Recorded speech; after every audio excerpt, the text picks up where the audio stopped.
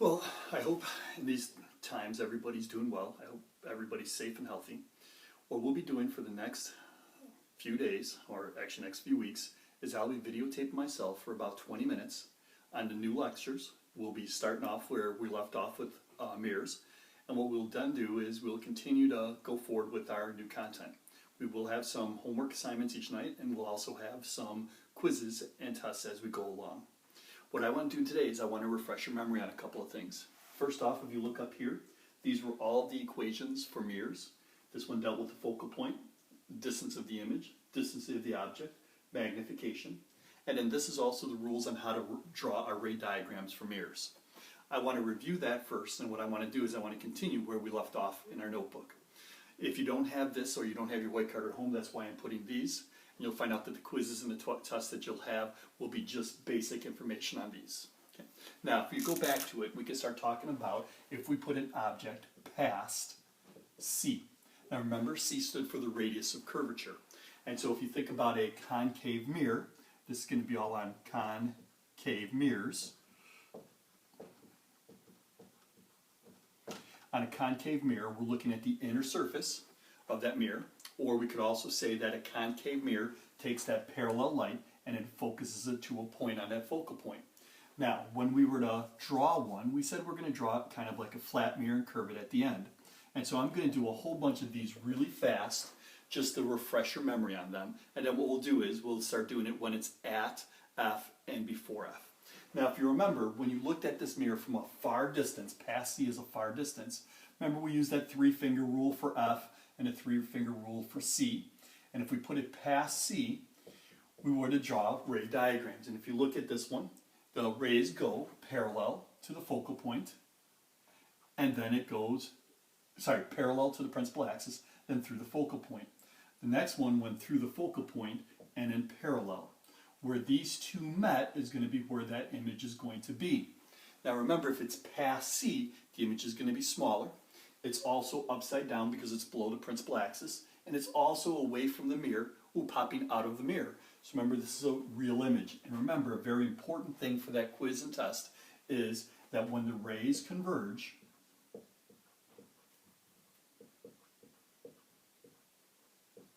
a real image is produced. And again, a lot of this is review. We haven't had it for a couple of weeks. So when these rays come together, rays converge, a real image is produced. And we can see that it's upside down. It turns out all real images are upside down. And so you can see that this image is upside down. Okay? And it's smaller, and it's kind of closer. Now, like I said, still got the paper towels. Like I said, we can now go through this relatively fast. If I now want to, we could talk about it being put at C.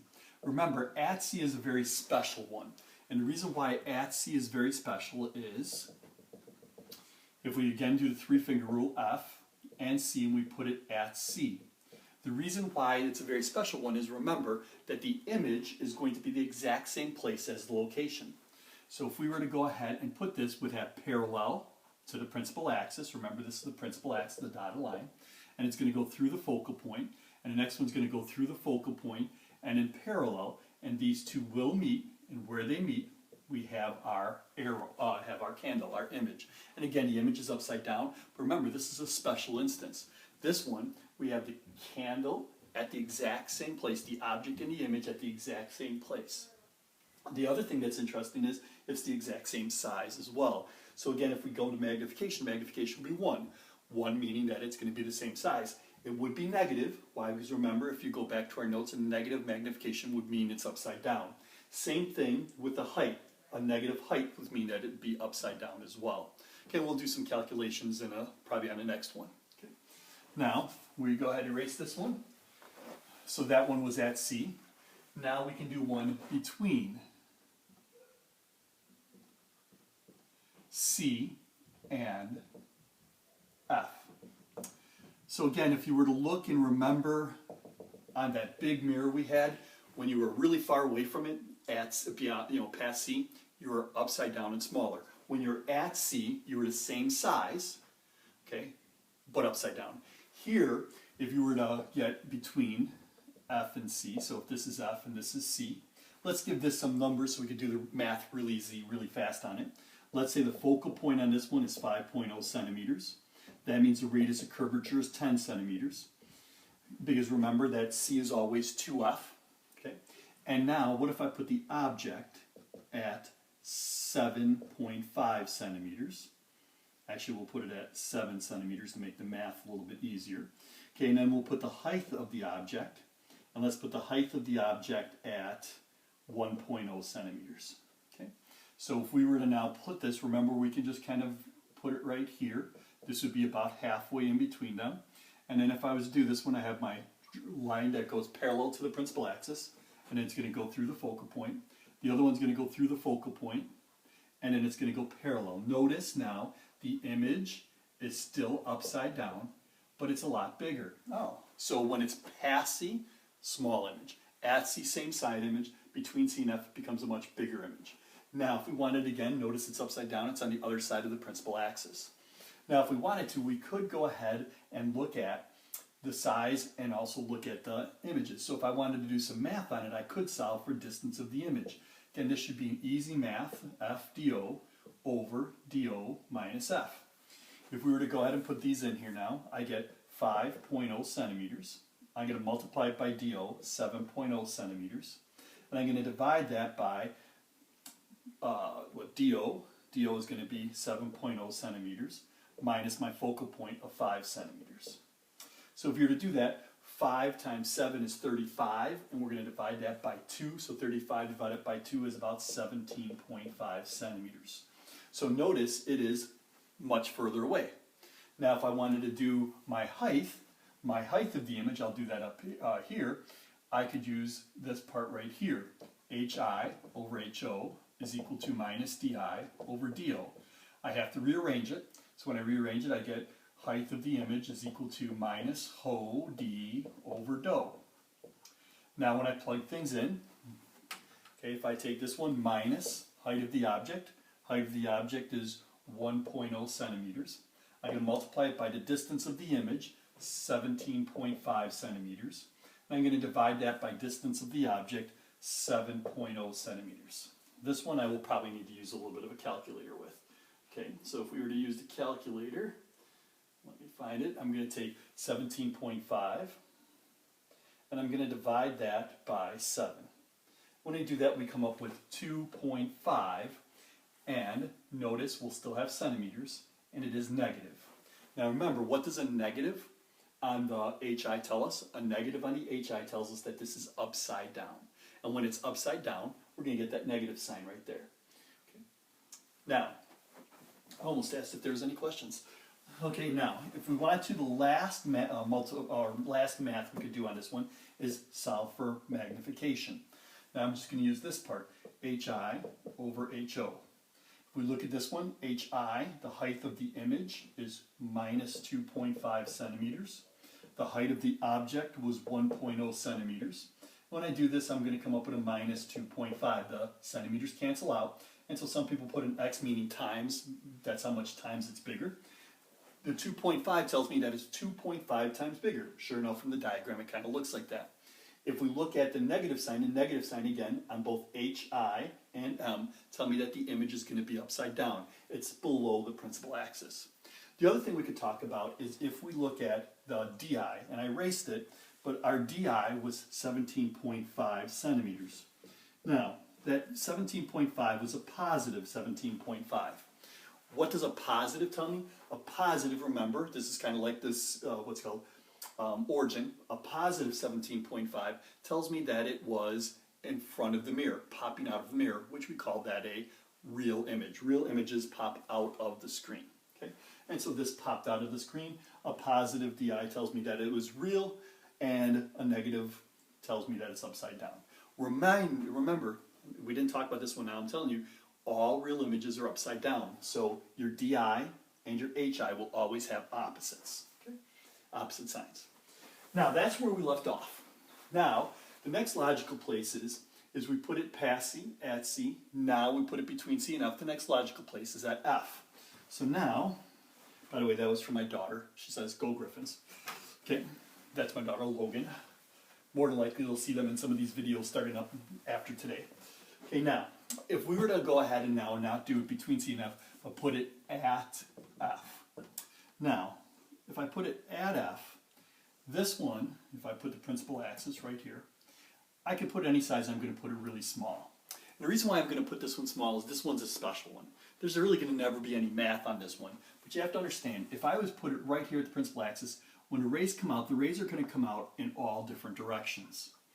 Now, when the rays come out in all different directions, by definition, these rays have to go back parallel.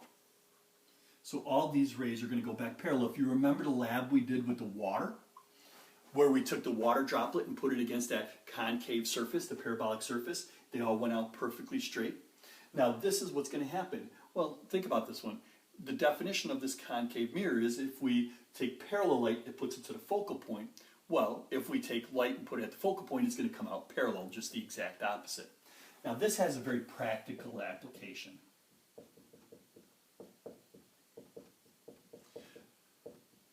The practical application of this one is really simple. The practical application of this one is a spotlight.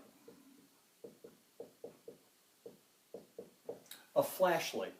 So if you think about a flashlight, what we do with a flashlight or a spotlight is we put a light bulb here, and around it we put a concave mirror. And we put this guy at the focal point. We put that light at the focal point, that candle at the focal point, or light bulb at the focal point, the rays are going to come out parallel. That's why spotlights come out perfectly parallel. A lot of flashlights are like that, or a lot of car lamps. Look at your car, the headlight on your car, it's going to be in a parabolic surface. It's not perfect because we don't want it to just go on a beam, we want it to kind of spread out a little bit, but it's very similar to that one. And so we could think about that one. There's been no math on this one. This one's an easy one. Okay, if you go start it at the focal point, it comes out parallel. Remember, the definition of this one is if we have parallel light go into it, it goes to the focal point. So it's just the exact opposite. Now, the last one that we have to do. If you remember this mirror, once I put my hand really close to it, my hand flipped right side up and was a lot bigger. Well, we have to now explain that with this one. And so the last part we can put at this one is between the mirror and F. So this can be really close to that mirror. Now this one, we actually have to draw the mirror kind of in the middle of our paper, and we're going to put our dotted line like this. Now, if I put F right here, and I put C right here, now I'm going to put the object closer to here. Now, again, we could do math on this one. If we were to do math on this one, I'll put them down here. Let's say our focal point is 5.0 centimeters. That means C was 10.0 centimeters. Oops, 10.0 centimeters. I can now say that my distance of my object is 2.5 centimeters, and I'll put the height of the object at 1.0 centimeters. Again, we'll do math on this one later on because I want to show you something about the math. Now, if we do this one, this is where these ray diagrams, how we draw the ray diagrams, do have one little change. Now, the first one doesn't. The first one we go parallel, then through the focal point. So if I start at the top of my candle, I go parallel, and then it's going to bounce back through the focal point. Okay, by definition, that's what it does to light. It takes light and puts it through the focal point, parallel light. Now, here's a problem with the second one, and I'll do this with a different color. Now, on this one, I'll do it with blue. I cannot go through the focal point, because if I go through the focal point now, because we're supposed to go through the focal point, it's going to go away from the mirror. So I have to go through the mirror. So what we're going to do this time is we're going to change this. Instead of through the focal point, we're going to go away from the focal point. What that means is I'm going to start here. Instead of going through the focal point, I'm going to go away from the focal point. So I'm just going to go away, and then it's going to bounce back parallel. Ooh. So now what we do is we have two rays, parallel through the focal point. If I can't go through, I'm going to go away and back parallel. Now, if you look at these two rays do not come together. These rays diverge. And it turns out diverging rays, when rays diverge, these two diverge, when rays diverge, a virtual image is produced.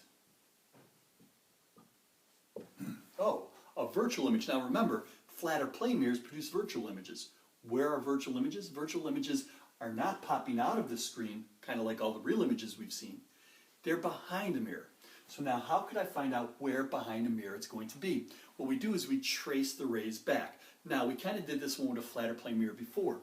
This is the reflected ray and this is the reflected ray. If I was to take this reflected ray and just draw a perfectly straight line with it along this one, I'm tracing that ray back. I'm going to trace this ray back. And again, perfectly with that, I'm going to trace this ray back. Where these two rays meet is going to be where the image is going to be produced. Now those rays diverge, but if I trace these two rays back, when I trace them back, that's where the image is going to be. Now, that image is right side up. It's not upside down anymore. And it's a lot bigger. It turns out that that image is a virtual image. A virtual image because the rays are diverging. It's inside of the mirror, and you can actually see it. You can see from the picture it's inside of that mirror. Now, if we wanted to, we could do some math on this one. Again, this should be pretty simple math. And again, this is all we would ask for the math on this one. The math is going to be pretty simple. Okay, so the first thing I could ask is I could ask for where is the image located. So I could ask for DI. Okay, now if I ask for DI, again, I'm going to use that equation, F DO over DO minus F. If we were to plug this in, the focal point is going to be 5 centimeters. I'm going to multiply it by DO, which is 2.5 centimeters. And I'm going to divide that by DO. DO is going to be 2.5 centimeters. And I'm going to subtract off of it 5.0 centimeters. Notice and be careful with this one. You are going to be subtracting off 5. So again, when you do that, you're going to have a negative number. So if I take 5 times 2.5, and then I divide that by a negative 2.5, I come up with a negative 5.0 centimeters. Oh, again, remember what that negative means. This is on DI. And a negative DI means it's on this side of the mirror. Ooh, and so a negative DI tells you that it's a virtual image. A positive DI tells us it's a real image popping out. A negative DI tells us that it's a virtual image. Good things to remember for the test coming up or quiz coming up. Okay? And so a negative would tell us that it's behind a mirror. So a negative DI tells us it's behind a mirror, it's a virtual image. Now, especially on the quizzes, you can always use your notes. All these quizzes you're going to have, you can use your notes. You can also use this video because you'll be able to have access to this video at any time. So this would be a great opportunity to make sure that we start looking at these things. Now, if I wanted to, I could go ahead and calculate the height. I'll do the height up here now. Okay, and so if I want to, again, HI over HO is equal to minus DI over DO. And if we were to do this one, HI is equal to minus OD over DO. If I was to plug them in, minus height of the object is 2.5 centimeters, times distance of the image. The distance of the image is going to be a minus 5.0 centimeters. Oh, two negatives. I'm going to divide that by distance of the object, 2.5 centimeters. Ooh, this should have been only 1 centimeter. Okay, 1.0 centimeters. Okay, so if we were to do that, that's 1 times 5 is 5, divided by 2.5. 5 divided by 2.5 is 2, and so this can be not negative. The two negatives cancel out, and we're going to have a positive 2.0 centimeters. Oh, this is a positive height. A positive height tells me that it's above the principal axis. Oh, so a positive height tells me it's right side up. A negative height tells me it's upside down. The only other negatives that you really want to know is DI. A negative DI tells me it's a virtual image inside of the mirror. A positive DI, like all the rest of them, means that it's in front of the mirror, a real image. Now, this has a very good practical application. It turns out this is the only mirror, a concave mirror, is the only mirror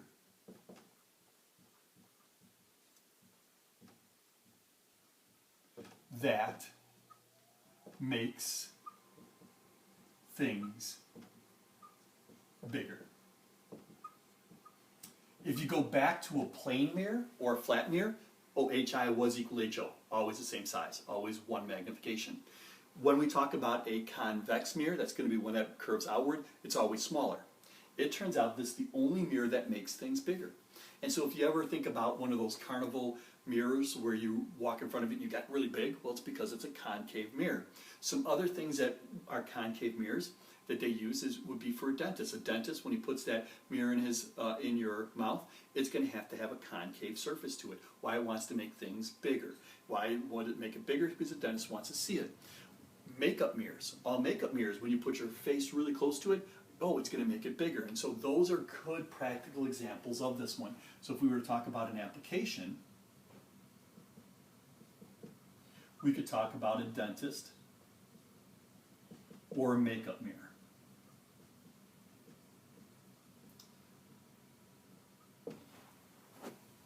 Oops.